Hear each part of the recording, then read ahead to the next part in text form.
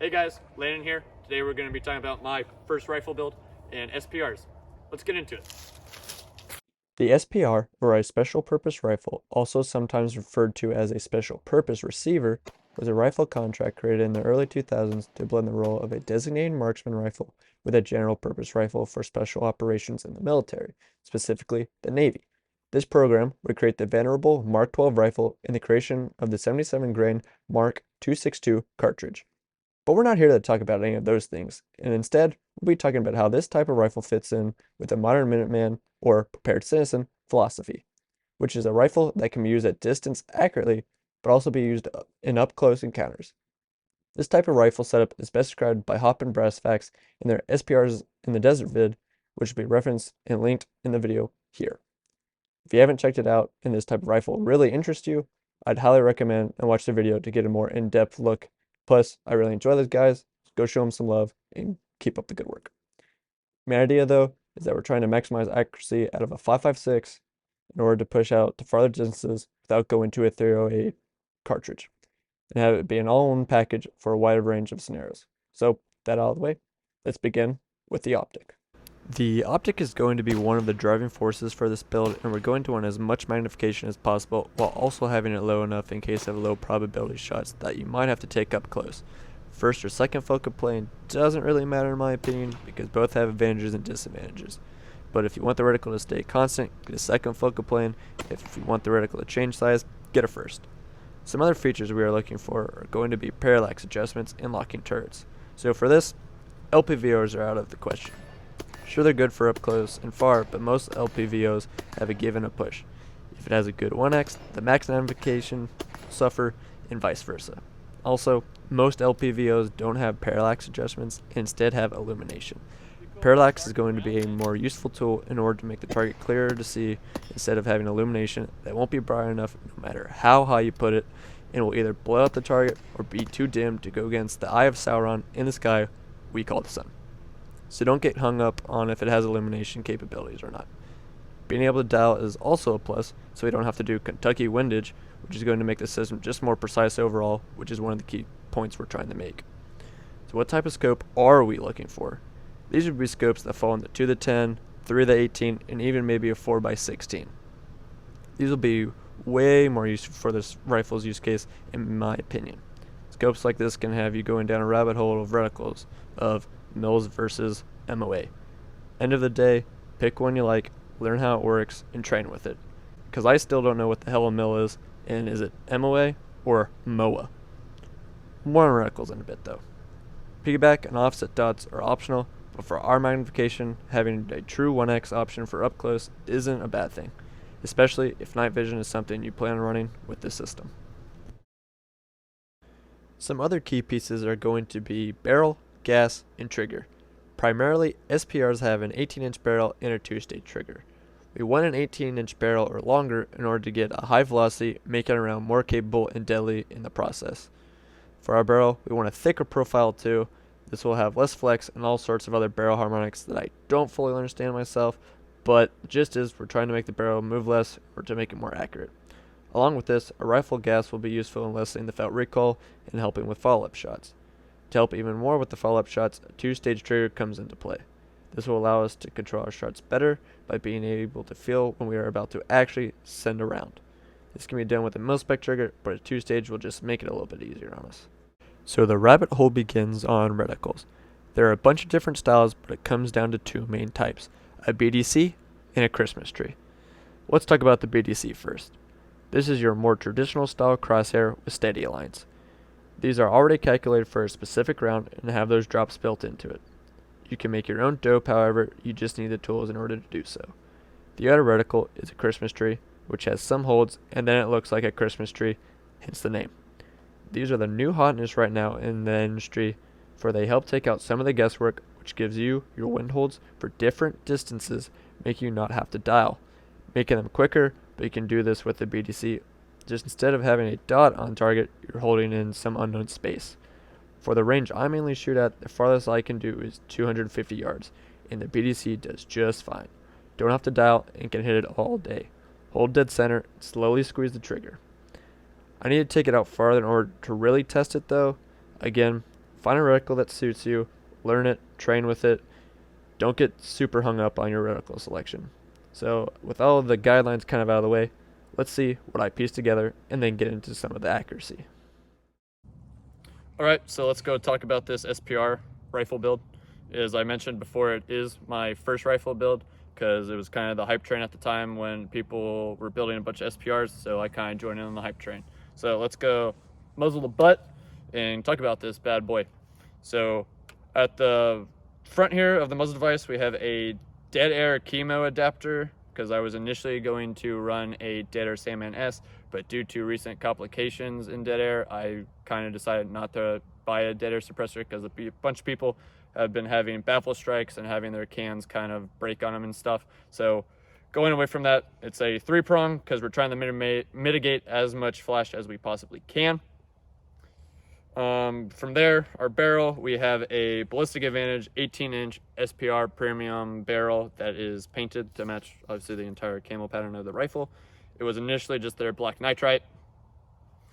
The handguard we have on here is a Midwest Industries 15-inch G4 handguard. It's lightweight, it's pretty rigid, does what I want it to. Trying to save pounds when we can because ounces equals pounds and pounds equals pain, so we're trying to mitigate as much weight as we can. The light we have on here is a Goon Beam LV2. It's their high candela version, so basically it has a tighter beam than the LV1, which is more lumens. It's basically an HLX, knockoff HLX with new internals put into it. It comes with a 100 Concepts like light cap. It's basically just a 3D printed version of it, but it does the job that I need it to. Underneath that, we have a direct M-LOK Magpul bipod. Hate the Magpul bipod, love the Magpul bipod. I personally kind of like it. It does the job. It's weight savings because it's all plastic. Has all the adjustments that I would want out of it. Plus it locks, and I can do that. I do have pan. I don't have the pan anymore. I got rid of that, so I can just do the tilt basically.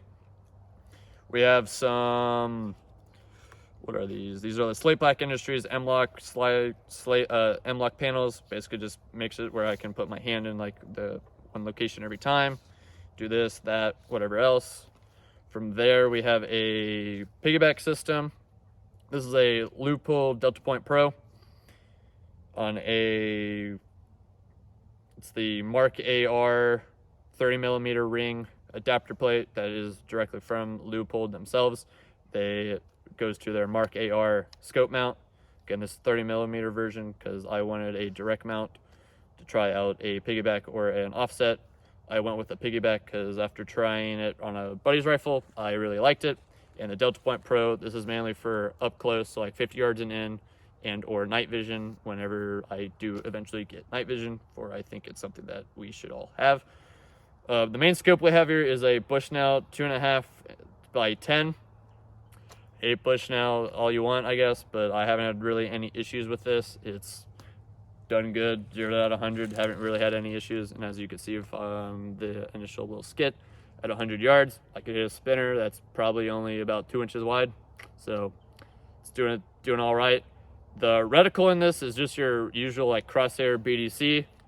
I know people probably want their wind holds and everything like that because that's kind of the new hotness with scopes, but I mean, it does the job for what this rifle is. It seems to work fine for me. I've taken this out to 250, where we usually shoot is the longest that we can get, and I've made impacts like day after day, easy peasy, lemon squeezy. So out to 250, I can say it's good. I have a buddy that has a 300 yard range that I hope to take this out to and see how it does at 300, but haven't had that time yet. We have a Radian, just a regular Radian charging handle. We have a BCM BCG. We have a Magpul dust cover. If you're building a rifle, I feel that the Magpul dust cover is the way to go. Basically takes 2.5 seconds to install, and it does basically everything that you would want. It is in a upper receiver by Arrow, their M4E1 with the forward assist. Hate the forward assist, love the forward assist. I don't hate you if you don't have it on there. I just personally think that it's another thing that if for whatever reason you would need it, it's right there. Just another tool in the toolbox. It's on a M4E1 Arrow lower. Basically, I wanted this because it has a built-in magwell, and as a new builder, you don't have to worry about as much stuff because this is already built in. You have flared magwell, and it kind of makes the process easier because certain roll pins are basically, you have a thread-in roll pin, which in my opinion just makes it easier for the builder, which Arrow's doing a pretty good job for being for the builder, so highly recommend it. I have a K2 Plus grip on here, which is like the rubberized K2. If I were to do this rifle over again, I would just get the regular K2 because the rubberized grip, it's all right, but overall I'd rather just have like a plastic feeling instead of a rubber feeling one. Regular lower parts get in here except for the trigger, which we have a LaRue 2-stage. Out of the 2 stages that I've shot, and as apparently what everyone else has, they think the LaRue is basically better, if not just as equal to a Geisley 2-stage. Based off the 2 stages that I've had, I really enjoy this 2-stage. It's really nice, has a really like clean break, and the follow-up and everything. It's basically everything I could ask for. So the only other 2 stages that I have is a Schmidt, and this has a lighter break and everything than a Schmidt, but the Schmidt's in my new GPR, so I technically don't need as light of a break because this is more precision based. So take that for what you will. I think the Schmidt's like good for the amount of money that you're paying, which is like $80, whereas this you're paying closer to like 90 to 100 something, and I think that you recently went up in price, so you're paying a little bit more, but I think you're getting a good price for that. Going from there, we just have a regular buffer tube. This has an H1 buffer in it, also by Arrow. And then on that we have a B5 Systems enhanced stock. Basically, I like the enhanced one because it gives you a good cheek weld. It works well with my cheek and everything.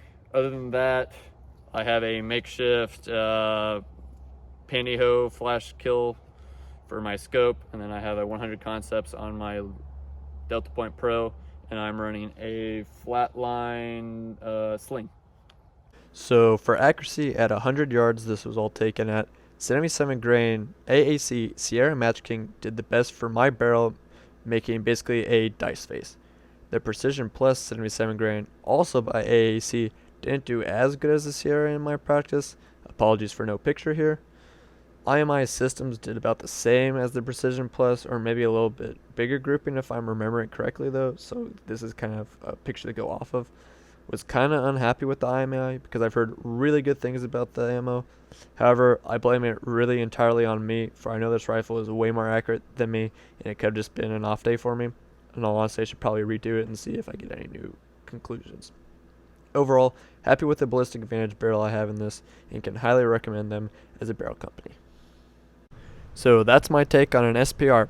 If you enjoyed and want to see more, leave a like, and while you're down there, consider subscribing. Really would help us out and show this is something to continue doing. More stuff in the works as always. We'll see you next time.